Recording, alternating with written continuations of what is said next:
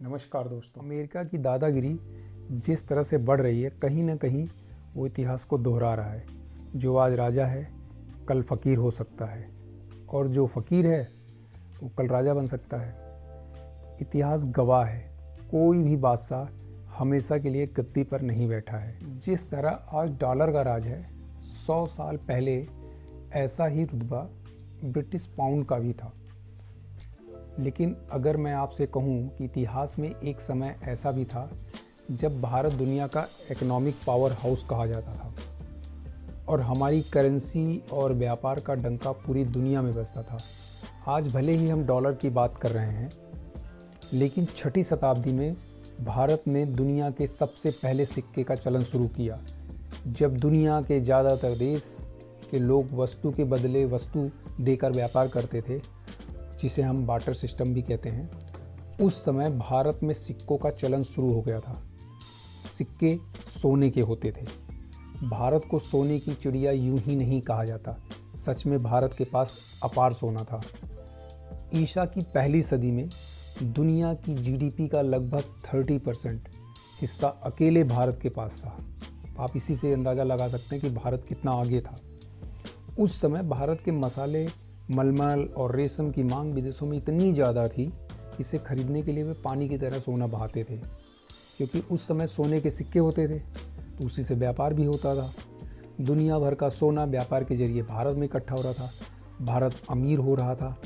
जैसे आज दुनिया डॉलर पर भरोसा कर रही है, ठीक वैसे ही उस समय भारत देश में विदेशों से पैसा आ रहा था और भारत के पैसे पे लोग विश्वास करते थे। लेकिन फिर विदेशियों द्वारा भारतीय खजानों को लूटे गए, जिसमें मुग़ल आए, अंग्रेज आए। मुख्य रूप से अंग्रेज ज़्यादा लूट कर ले गए, जिससे भारत को कमज़ोर बना दिया। उसके बाद 19वीं सदी में 1815 से 1914 तक ब्रिटेन दुनिया का सुपर पावर बना रहा और उसकी करेंसी चलती रही। कहा जाता है कि ब्रिटिश साम्राज्य में कभी सूरज नहीं डूबता था। उस समय दुनिया की करेंसी सोने पर आधारित थी और ब्रिटेन के पास बहुत सारा सोना हो चुका था, क्योंकि व्यापार में भी आगे थे और भारत से भी लूट कर गए थे। इस समय सभी देश पाउंड पर भरोसा करते थे, क्योंकि सोना उनके पास ज़्यादा था। क्योंकि उन्हें पता था वे जब चाहें पाउंड के बदले ब्रिटेन से सोना ले सकते हैं।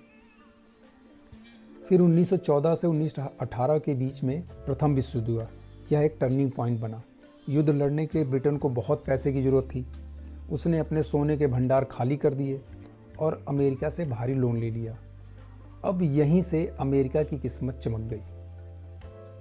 जहां अमेरिका 1914 से पहले दुनिया का कर्जदार था, लेकिन प्रथम विश्व युद्ध के बाद वही अमेरिका प्रथम विश्व युद्ध के बाद दुनिया का साहूकार बन गया। अब ब्रिटेन कर्ज में डूब गया, मतलब पासा पलट गया बिल्कुल। फिर 1939 में से 1945 के बीच में जो द्वितीय विश्व युद्ध हुआ, उसने तो अमेरिका की कमर ही तोड़ दी। ब्रिटेन के कारखाने नष्ट हो चुके थे, जबकि अमेरिका के कारखाने सुरक्षित थे और पूरी दुनिया को हथियार और सामान बेच रहा था। अमेरिका पूरी दुनिया को हथियार बेच रहा था, सामान बेच रहा था, हर चीज़ बेच रहा था, क्योंकि वो तो लड़ाई में शामिल नहीं था। 1945 से आते आते दुनिया का 75% सोना अमेरिका के पास जमा हो गया। अब अमेरिका ड्राइविंग सीट पर बैठ गया। द्वितीय विश्व युद्ध के बाद अमेरिका ब्रिटेन शहर में 44 देश के लीडर इकट्ठा हुए, जहां पर सभी ने मिलकर एक मत से यह समझौता किया कि अब सभी देश डॉलर में व्यापार करेंगे, क्योंकि सारा सोना अमेरिका के पास हो गया था। यही वह ऐतिहासिक क्षण था जहां आधिकारिक तौर पर ताज बदल दिया गया। इस दिन से पाउंड राजा के पद से हटा और डॉलर किंग बन गया। आज अमेरिका दादागिरी करता है।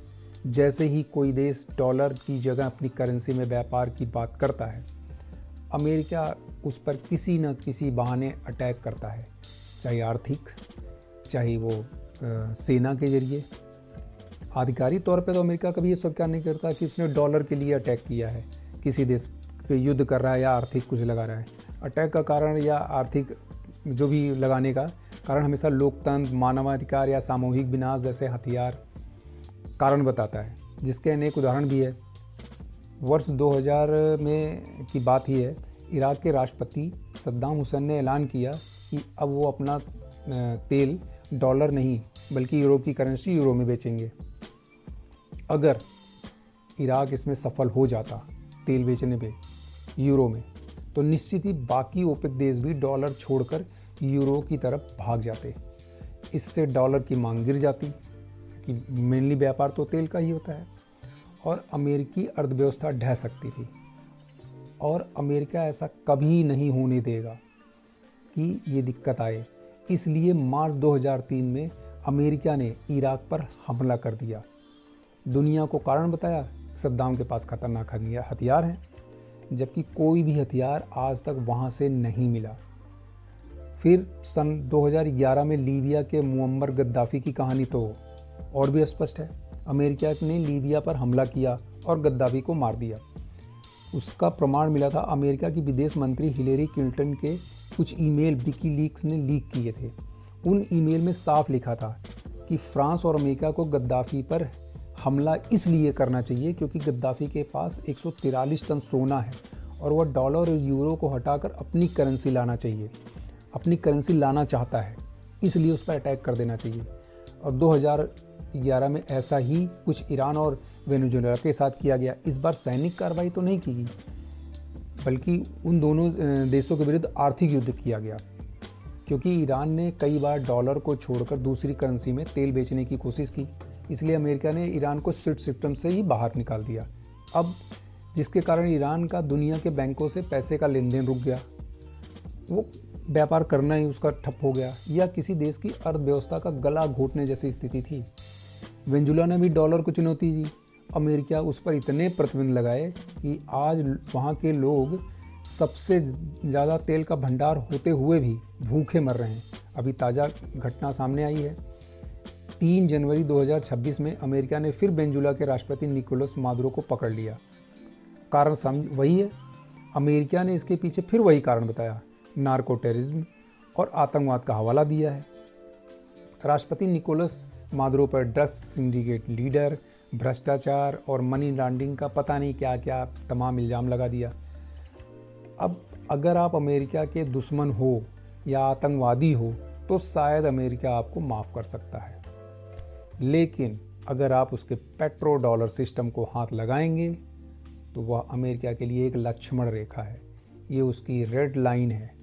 उसे पार करने वाले की सत्ता अमेरिका की उसको जो पार करने की कोशिश किया, अमेरिका उसकी सत्ता को बदल ही देगा, क्योंकि अमेरिका की प्राथमिकता है कि ऐसा आदमी सत्ता में ना बना रहे। उसका कारण साफ है, क्योंकि इसी डॉलर पर ही तो अमेरिका टिका है। क्योंकि अमेरिका पर इतना कर्ज है, यदि डॉलर गिरा तो अमेरिका समझो गया। यह एक बहुत ही हैरान करने वाली बात है कि अमेरिका दुनिया का सबसे अमीर देश होने के साथ साथ दुनिया का सबसे बड़ा कर्ज वाला देश भी है। अमेरिका पर लगभग 35 लाख करोड़ डॉलर का कर्ज है। यह इतनी बड़ी रकम है कि अगर इसे भारत की जीडीपी से तुलना करें तो यह करीब 9 से 10 गुना यह अमाउंट होगा। अमेरिका होता क्या, अमेरिका की सरकार कमाती कम है लेकिन खर्च ज़्यादा करती है। वो बहुत ज़्यादा खर्च करती है। वहाँ के टैक्स से जो पैसा आता है वो कम पड़ जाता है। इसके बाद भी अमेरिका अपनी सेना पे धुआंधार खर्चा करती है ताकि दुनिया पे दादागिरी बनी रहे। खर्चा पूरा करने के लिए अमेरिका लगातार कर्ज लेता रहता है, वर्ल्ड बैंक से कर्ज लेता है। उसके ऊपर इसीलिए कर्जा बहुत ज़्यादा हो गया। जितना वो कमा नहीं रहा उससे ज़्यादा खर्चा कर रहा है। इतिहास बताता है जब कोई देश, उदाहरण के तौर पर ब्रिटेन, युद्ध में फंसता है और कर्ज में डूबता है तो उसका उत्पादन कम हो जाता है। ऐसी स्थिति में करेंसी भी गिर जाती है। आज अमेरिका के साथ कुछ वही स्थिति बनी हुई है। अमेरिका पर भारी कर्ज है, उसका उत्पादन चीन के मुकाबले कम हो रहा है, वह कई जगह युद्ध में उलझा हुआ है। जिस तरह 100 साल पहले पाउंड का रुतबा था और धीरे धीरे वो समाप्त हो गया, उसी स्थिति में कहीं ना कहीं अमेरिका भी पहुंच रहा है। विशेषज्ञों का मानना है कि डॉलर का अंत जरूर है, लेकिन ये रातों रात नहीं होगा, 10-20 साल लगेंगे। जैसे जैसे पाउंड कमज़ोर हुआ और धीरे धीरे आज एक सामान्य करेंसी रह गया, डॉलर के साथ भी आने वाले समय में ऐसा ही होगा और ये भी कमज़ोर होगा और अमेरिका की स्थिति बहुत बदतर हो जाएगी।